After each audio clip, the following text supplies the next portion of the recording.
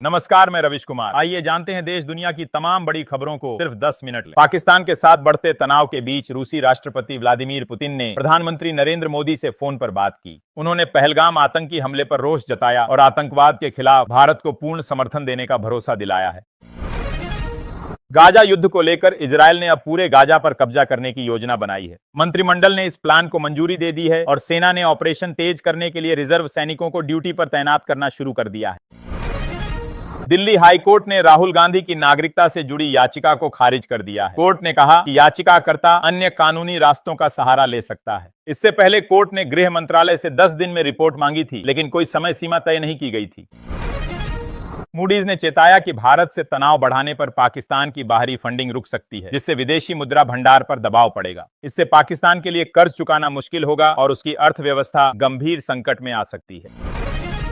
दिल्ली के पीडब्ल्यूडी मंत्री प्रवेश वर्मा ने कहा कि अब जलभराव की शिकायतें एक ही नंबर पर दर्ज होंगी। भाजपा की ट्रिपल इंजन सरकार के कारण विभागों में टकराव नहीं है और समस्याओं का समाधान तेजी से होगा। तमिलनाडु में सभा के दौरान डीएम के सांसद ए राजा पर लाइट पोल गिरते गिरते बचा। तेज हवाओं से पोल गिरा, लेकिन राजा तुरंत पीछे हटे और गंभीर हादसा टल गया। रैम्पेज मिसाइल एक सुपरसोनिक एयर टू ग्राउंड हथियार है जो दुश्मन के रडार, कमांड सेंटर और हथियार भंडार जैसे ठिकानों को तेजी और सटीकता से तबाह करने में सक्षम है। यह भारत और इजरायल की सैन्य क्षमताओं को और मजबूत करता है। रणदीप सुरजेवाला ने जाति जनगणना को लेकर मोदी सरकार पर निशाना साधा और कहा कि बीजेपी और आरएसएस शुरू से इसके विरोध में रहे हैं। उन्होंने दावा किया कि भाजपा सामाजिक न्याय के मुद्दों पर लगातार दोहरी नीति अपनाती रही। जस्टिस यशवंत वर्मा के खिलाफ कथित कैश कांड की जांच करने वाली 3 सदस्यीय समिति ने अपनी रिपोर्ट सीजेआई संजीव खन्ना को सौंप दी है। अब अगला कदम मुख्य न्यायाधीश के फैसले पर निर्भर करेगा, जिससे यह तय होगा कि आगे क्या कार्रवाई होगी। भारत पाकिस्तान तनाव के बीच पाकिस्तान ने लगातार दूसरे दिन मिसाइल परीक्षण कर उकसावे की कार्रवाई की है। यह कदम 22 अप्रैल को पहलगाम आतंकी हमले के बाद उठाया गया, जिसमें 26 लोगों की जान गई थी। उज्जैन के महाकालेश्वर मंदिर परिसर में आज दोपहर भीषण आग लग गई, जिससे भगदड़ जैसी स्थिति बन गई। फायर ब्रिगेड ने तुरंत मौके पर पहुंचकर आग पर काबू पाया। गनीमत रही कि इस हादसे में कोई हताहत नहीं हुआ। पहलगाम हमले के बाद भारत पाक तनाव बढ़ा है। इसी बीच पाकिस्तानी साइबर समूहों ने भारत की कई रक्षा वेबसाइट्स को हैक कर डाटा चुराने की कोशिश की, जिसके कारण सुरक्षा एजेंसियां अलर्ट पर हैं और जांच जारी है। भारत पाक तनाव के बीच एक पाकिस्तानी पत्रकार ने टीवी शो में विवादित बयान दिया। उसने कहा, भारत से मुकाबला करना है तो सुंदर औरतों को पब्स भेजो। यह बयान सोशल मीडिया पर तेजी से वायरल हो गया है। योगी सरकार ने सरकारी इमारतों में गोबर से बने इको फ्रेंडली पेंट के इस्तेमाल का फैसला लिया, जिसे लेकर अखिलेश यादव ने तंज कसते हुए इसे गोबरनामा कहा और सरकार की नीतियों पर व्यंग्यात्मक टिप्पणी की है। कांग्रेस नेता अजय राय ने राफेल को नींबू मिर्ची से जोड़कर तंज कसा, जिस पर बीजेपी ने कड़ी आपत्ति जताई। बीजेपी ने इसे सेना का अपमान और जवानों के मनोबल को गिराने की साजिश करार दिया। भारत के साथ तनाव घटाने के लिए पाकिस्तान ने रूस से हस्तक्षेप की गुहार लगाई, लेकिन रूस ने साफ कहा कि वह आतंकवाद के खिलाफ भारत के साथ खड़ा है। रूस ने सहयोग की प्रतिबद्धता दोहराई। दिल्ली की मुख्यमंत्री रेखा गुप्ता ने महिला महाजन सुनवाई की शुरुआत की, जिसमें 5 दिन में 1500 पेंडिंग मामलों पर त्वरित कार्रवाई की जाएगी। उन्होंने बताया कि सभी मामलों की सुनवाई और समाधान रैपिड एक्शन के तहत किया जाएगा। मुख्य न्यायाधीश संजीव खन्ना ने वक्फ याचिकाओं पर सुनवाई से खुद को अलग कर लिया है, क्योंकि वे अगले सप्ताह सेवानिवृत्त हो रहे हैं। अब इन मामलों की सुनवाई नए मुख्य न्यायाधीश की अध्यक्षता वाली पीठ करेगी। कनाडा के मलटन गुरुद्वारे में खालिस्तानियों द्वारा 8 लाख हिंदुओं को देश छोड़ने की मांग वाली परेड पर विवाद खड़ा हो गया है। सोशल मीडिया पर इस घटना की आलोचना हो रही है और प्रधानमंत्री कार्नी की चुप्पी पर भी सवाल उठाए जा रहे हैं।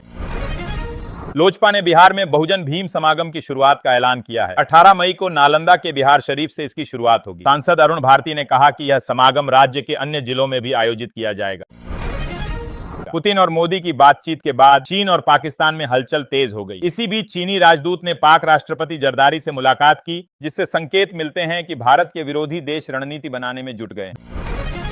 डोनाल्ड ट्रंप ने 2 बड़े फैसले लिए हैं। विदेशी फिल्मों पर 100% टैरिफ लगाकर हॉलीवुड को बढ़ावा देने की कोशिश की और 72 साल से बंद अल्काट्राज जेल को फिर से खोलने का आदेश देकर सख्त कानून व्यवस्था का संदेश दिया।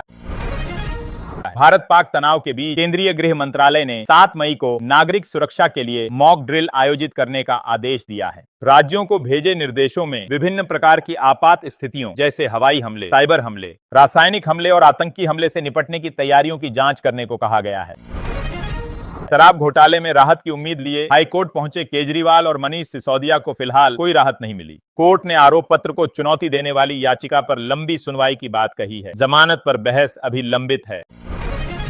ईरानी विदेश मंत्री अब्बास के पाकिस्तान दौरे से पहले ही पाकिस्तान खुद को शांतिप्रिय देश बताने में जुट गया है। भारत के सख्त रुख और पहलगाम हमले के बाद की प्रतिक्रिया से डरा पाकिस्तान अब बातचीत और शांति की अपील कर रहा है।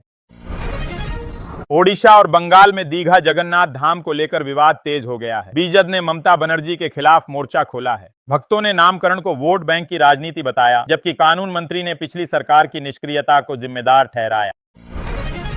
भारत पाकिस्तान में पहलगाम हमले के बाद हालात बिगड़े हैं। भारत ने सख्त कदम उठाए तो पाकिस्तान ने एयर स्पेस और व्यापार बंद किया। इस बीच चीन ने बयान जारी कर दक्षिण एशिया में शांति के लिए पाकिस्तान का समर्थन जताया है। SBI रिसर्च के मुताबिक RBI जल्द ही ब्याज दरों में 1.5% तक कटौती कर सकता है। इससे होम और ऑटो लोन की EMI घटेगी। महंगाई में कमी और वैश्विक आर्थिक दबाव इसकी बड़ी वजहें मानी जा रही हैं। पहलगाम हमले के बाद चारधाम यात्रा मार्ग पर सुरक्षा बढ़ाई गई है। पुलिस और ITBP चेक पोस्टों पर तैनात हैं। वाहनों की जांच जारी है।